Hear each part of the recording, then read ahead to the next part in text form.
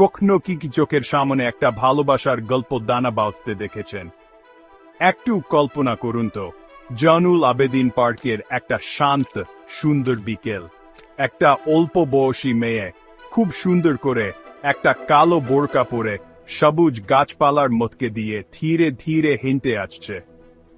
হঠাৎ একটা ৮ বছরের ছেলে সামনে এলো, তার হাতে একটা মাত্র সুন্দর ফুল। মেয়েটার দিকে এগিয়ে যাওয়ার সময় ছেলেটার বুকের ভেতরটা থুকপুক করছে।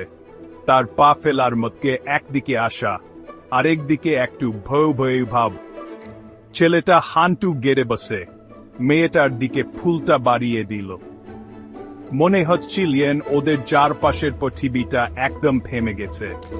একটা মিষ্টি হাসি দিয়ে ছেলেটা ফিস ফিস করে বলল, তুমি কি আমার জীবনটা পূর্ণ করে দেবে?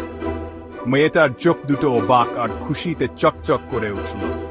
মেয়েটা ফুলটা নিল, আলতো করে মাথা নাড়ল, আর এই সুন্দর মুহূর্তটা একটা নীরব হাঁ দিয়ে আরো মিষ্টি হয়ে গেল। ভালোবাসা তার সবচেয়ে পবিত্র রূপে একটা শান্ত পার্কে ফুটে উঠছে। এই রকম মুহূর্তগুলোই আমাদের মনে করিয়ে দেয় এ ভালোবাসা এখনো বেঁচে আছে, খুব সুন্দরভাবে। তাহলে আপনার পরের এমন একটা মিষ্টি মুহূর্ত আপনি কার সাথে ভাগ করে নেবেন?